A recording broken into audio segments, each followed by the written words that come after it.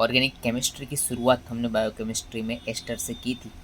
तो आओ आज वापस थोड़ा उसको देख लेते हैं और फिर बहुत दूर तक जाते हैं और लास्ट में जो हम एंजाइम के लिए मेहनत कर रहे हैं वो पायरुवेट डीहाइड्रोजनेज और लैक्टेट डीहाइड्रोजनेज, उसके बाद हम वो वाला एंजाइम बनाएंगे।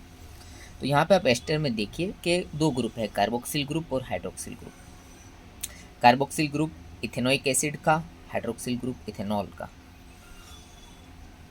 अब कार्बोक्सिल ग्रुप में COOH और हाइड्रोक्सिल ग्रुप में OH, और यहाँ से हम पानी हटा देंगे तो अब देखिए कि एस्टर बन रहा है।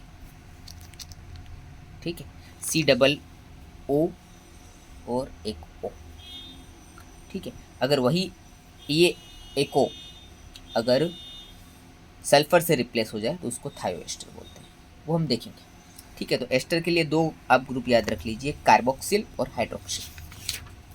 उसके बाद यहाँ पे 1 एस्टर है, लेकिन अगर वो कार्बन वाले को अगर हम फॉस्फेट से रिमूव कर देंगे तो फॉस्फो एस्टर बन जाएगा। फिर नीचे ये दोनों फॉस्फो एस्टर, एक फॉस्फो एस्टर यहाँ पे था, एक और एस्टर यहाँ पे बना लेते हैं। ठीक है, तो डाई एस्टर हो जाएंगे। ठीक है, और फिर वो डाई एस्टर के साथ हम शुगर जोड़ देते हैं। तो जैसे ही हम शुगर जोड़ेंगे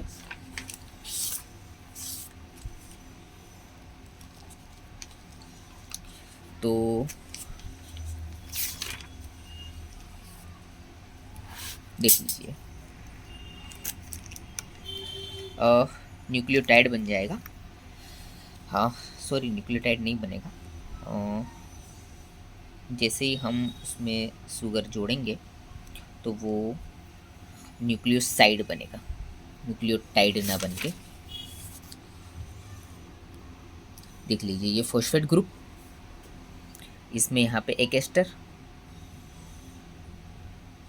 और यहाँ पे दूसरा एस्टर, और उसके साथ अगर हम शुगर जोड़ते हैं तो वो न्यूक्लियोसाइड, और फिर लास्ट में अगर हम नाइट्रोजन बेस उसमें जोड़ते हैं तब जाके वो बनेगा न्यूक्लियोटाइड पूरा।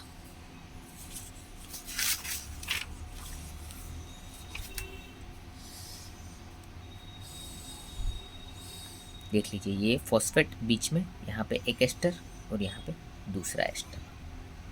ठीक है, ये जो एस्टर था ये हम सिर्फ बॉन्ड समझ रहे हैं, एस्टर का सिर्फ बॉन्ड है। और ये वाला जो एस्टर है ये 3 डेज 5 डेज साइक्लिक AMP के अंदर एस्टर है। तो AMP के अंदर एस्टर है तो उसमें 2 एस्टर भी है, उसमें शुगर भी है और उसमें नाइट्रोजनस बेस भी है। तो ये न्यूक्लियोटाइड के अंदर एस्टर है और वो न्यूक्लियोटाइड साइक्लिक AMP है। ठीक है, अब ये हमने एस्टर समझ लिया। अब हम जाते हैं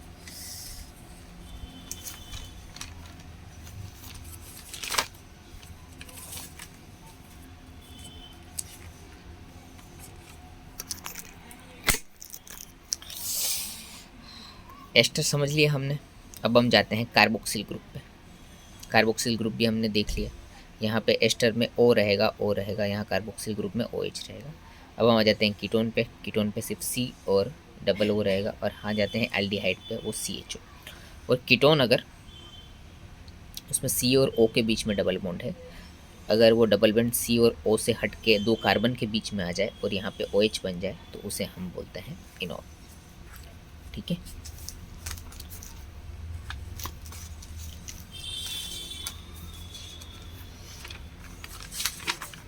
ठीक है, ये आप देख लीजिए, बहुत मस्त स्लाइड है।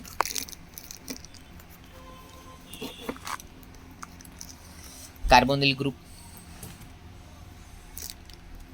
उस कार्बोनिल ग्रुप में डाइवेलेंट ग्रुप मीन्स कार्बन के साथ 2 बॉन्ड जुड़े हुए हैं, और वो किस में होंगे, वो अल्डिहाइड, कीटोन, कार्बोक्सिलिक एसिड और एस्टर। और कीटोन के साथ C के साथ डबल बॉन्ड है, अगर वो 2 कार्बन के बीच में आ जाएगा और H अलग हो जाएगा तो उसको इनोल बोलेंगे। और यहाँ पे अगर हमने अभी एस्टर देखा तो अगर वो एस्टर उसमें ऑक्सीजन वाला सल्फर से रिप्लेस हो जाएगा तो उसको हम बोलेंगे थायोएस्टर। ठीक है, अब इनोल को समझ लेते हैं। इनोल क्या है, यहाँ से जैसे हमने देखा इनोल थोड़ा डिटेल में कि भाई अगर एल्डिहाइड और कीटोन का आइसोमर है इनोल और उसमें अल्फा हाइड्रोजन है, मतलब कार्बन के पास जो दूसरा कार्बन पहला है उसका जो हाइड्रोजन है वो अगर रिप्लेस हो जाएगा, ये रिमूव हो जाएगा, ये कार्बोनिल ग्रुप है। ये पूरा कार्बोनिल, ये COO वाला ग्रुप है वो कार्बोनिल ग्रुप है। तो इनोल क्या है, आइसोमर है एल्डिहाइड और कीटोन का। एल्डिहाइड मतलब CHO और इसका CO, और ये दोनों के अगर पहले ये दोनों फंक्शनल ग्रुप के बाजू में एक कार्बन होगा, उस कार्बन को अपने अल्फा कार्बन बोलेंगे, और उस कार्बन पे जो हाइड्रोजन होगा उसको अल्फा हाइड्रोजन बोलेंगे। और अगर उस हाइड्रोजन को हम अगर हटा देंगे, रिमूव कर देंगे या रिप्लेस कर देंगे तो वो इनोल बन जाएगा। ठीक है, यहाँ तक अपना रिवीजन हो गया। अब इथेन इथीन देख लेते हैं एक बार। डबल बॉन्ड है इसमें, इसके लिए इथीन, ई सिंगल बॉन्ड है, इसके लिए इथेन। ठीक है, बस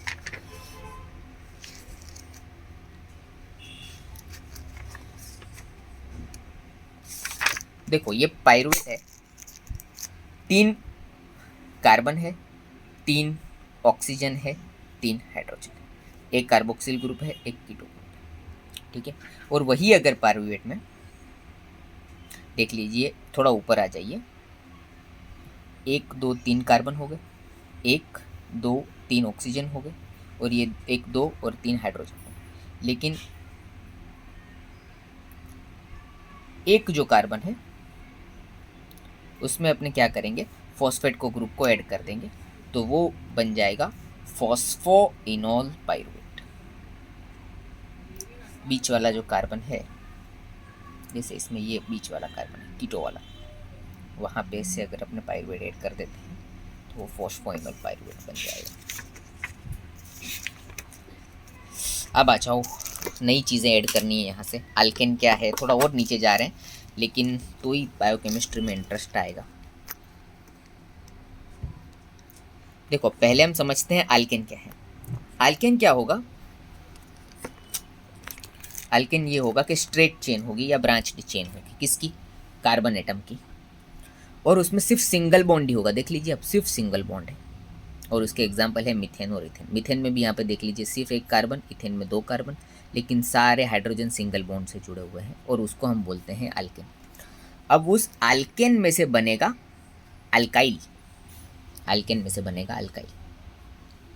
कैसे अल्काइल बनेगा, तो हमको इसमें से एक हाइड्रोजन हटा देना है। तो यहाँ पे जो मीथेन, इसमें 4 हाइड्रोजन है, CH4 है, उसकी जगह पे CH3 माइनस हो जाएगा, एक हाइड्रोजन हट जाएगा।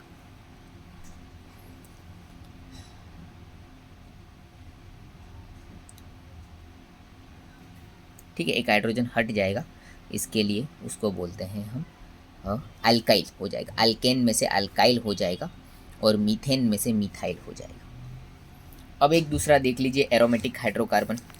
रिंग वाला स्ट्रक्चर रहे, प्लानर रिंग, मतलब एक ही रिंग रहेगी, 3D नहीं रहेगा, प्लानर, मोस्टली प्लानर रिंग एक ही प्लेन में रहेगा, सेम प्लेन में। और उसमें यहाँ से ये फ़र्क होगा कि इसमें सिर्फ सिंगल बॉन्ड से, इसमें अल्टरनेट सिंगल बॉन्ड है, तो वो वाला रहेगा एरोमेटिक हाइड्रोकार्बन। और उससे एग्जाम्पल है बेंजीन। ठीक है, अल्टरनेट बॉन्ड्स।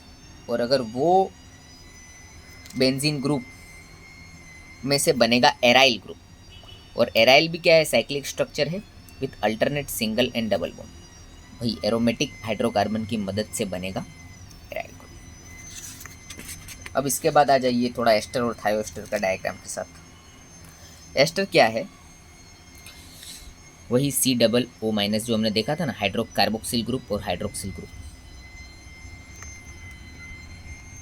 ठीक है, उसमें COOH और OH, उसमें से पानी रिमूव हो जाएगा तो COO बचेगा, एक बाजू R होगा एक बाजू R होगा। और R क्या होगा, एराइल और अल्काइल। एराइल क्या है, साइक्लिक स्ट्रक्चर होगा सिंगल बॉन्ड या डबल बॉन्ड के साथ। अल्काइल क्या है, अल्केन होगा, अल्केन में से एक हाइड्रोजन हमको माइनस करना है, तो वो हो जाएगा। यहाँ पे भी यही, यहाँ पे यही होगा, लेकिन ये है कि यहाँ का जो ऑक्सीजन है ना, यहाँ का जो ऑक्सीजन है वो हम सल्फर के साथ रिप्लेस कर देंगे। ठीक है, तो वो हो जाएगा thioester. Sugar sulphur replaces with sugar. यहाँ पे भी आर डैश और आर सेम ही रहेगा। अल्काइल और एराइल, एराइल में कैसा रहेगा, साइक्लिक स्ट्रक्चर रहेगा, सिंगल और double bond alternate.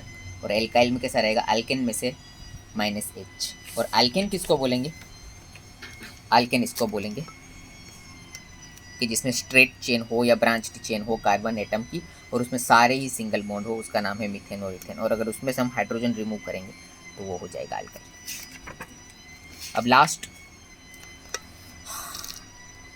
Slide, paper slide, pyruvate acetyl coenzyme A और लैक्टेट। पायरुवेट तो हमने आगे पढ़ा ही था। अभी यहाँ पे थोड़ा पायरुविक एसिड भी देख लेंगे।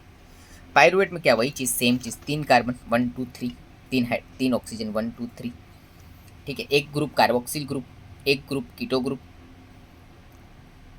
और अगर ये ऑक्सीजन जो माइनस है उसको अगर हम प्रोटॉन से सेटिस्फाई कर देंगे तो वो कार्बोक्सिलेट में से कार्बोक्सिलिक एसिड हो जाएगा। तो पायरुवेट में से ये हो जाएगा पायरुविक एसिड। यहाँ पे भी सेम 3 कार्बन, पायरुविक एसिड में भी यहाँ पे कार्बोक्सिलिक ग्रुप, यहाँ पे कीटो ग्रुप, यहाँ पे CH3। अब ये pyruvate dehydrogenase enzyme EC number 1 detail में, उसके लिए ये वीडियो बना रहे हैं अपने, ठीक है। तो उसमें से बनेगा एसिटाइल कोएंजाइम। वो कैसे बनेगा उसका डिटेल स्ट्रक्चर हम बाद में डिस्कस करेंगे। लेकिन यहाँ पे आप देख लीजिए कि यहाँ तक तो सेम है, CH3 भी सेम है और कीटो भी सेम है। अब फ़र्क क्या होता है, थायो एस्टर बन रहा है। आगे हमने मगजमारी करी ना थायो एस्टर समझने के लिए, तो ये आप समझ लीजिए कि यहाँ पे एक कार्बन तो कम हो गया, क्योंकि ये 3 कार्बन स्ट्रक्चर था तो 2 कार्बन स्ट्रक्चर हो गए, तो यहाँ पे 2 की ही बात रहेगी। और यहाँ पे जो कार्बोक्सिल ग्रुप में O रहेगा ना, वो O यहाँ पे S से रिप्लेस हो जाएगा और कोएंजाइम A यहाँ पे अटैच हो जाएगा। इसको बोलते हैं एसिटाइल कोएंजाइम। ये 2 कार्बन स्ट्रक्चर है। और अब हम आ जाते हैं लैक्टेट पे। अब वैसे एसिटाइल कोएंजाइम A में से नहीं बनेगा, पायरुवेट में से लैक्टेट बनेगा। पायरुवेट में से एसिटाइल कोएंजाइम A भी बनेगा और पायरुवेट में से लैक्टेट भी बनेगा। ये अपना जवान है बायोकेमिस्ट्री, ठीक है। तो लेकिन इसमें यहाँ पे ना रिवर्स होता है। लैक्टेट डिहाइड्रोजनेज में EC नंबर 1 ही है, लेकिन रिवर्स होता है सारी जगह पे। जब लैक्टेट डिहाइड्रोजनेज होते हैं, जैसे ग्लिसरॉल्डिहाइड 3-फॉस्फेट डिहाइड्रोजनेज जो ग्लाइकोलाइसिस का है, फिर उसके बाद पायरुवेट डिहाइड्रोजनेज जो ये भी ग्लाइकोलाइसिस का है, ये सब में यहाँ पे क्या होता है, यहाँ पे NADH बनता है और हाइड्रोजन रिलीज होता है। ऐसा क्यों होता है उस पर एक अलग वीडियो बनेगा अपना। लेकिन यहाँ पे रिवर्स होगा, यहाँ पे NAD+ होगा। और इवन आप यूँ कह सकते हो कि NAD+ को बचाने के लिए ही ये लैक्टेट डिहाइड्रोजनेज बनाया जाता है एनारोबिक कंडीशन में, ताकि NAD+ बचा हुआ रहे और आगे ग्लाइकोलाइसिस चलता है, ठीक है। तो यहाँ पे रिवर्स होगा।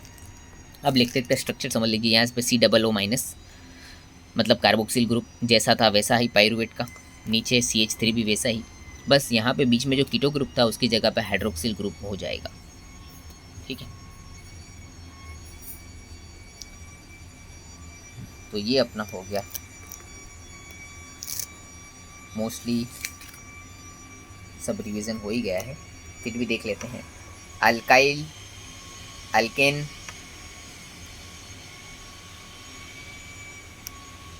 ब्रांच्ड चेन, स्ट्रेट चेन, ठीक है। उसमें से अगर हाइड्रोजन कम हो जाएगा तो अल्काइल, एराइल और एरोमेटिक हाइड्रोकार्बन में से एराइल बनेगा, ठीक है, साइक्लिक स्ट्रक्चर में से। यहाँ पे एस्टर और थायो एस्टर,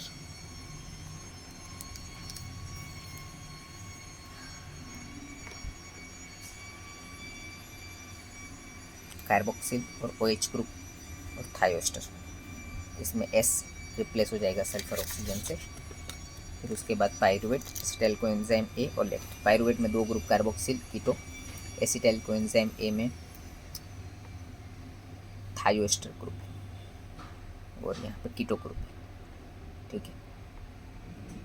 और यहाँ पे कार्बोक्सिल ग्रुप है और हाइड्रोक्सिल ग्रुप है लैक्टेट। और ये हम प्रोसेस कर रहे हैं, जो समझ रहे हैं वो इसके लिए, for pyruvate dehydrogenase and lactate dehydrogenase. Thank you.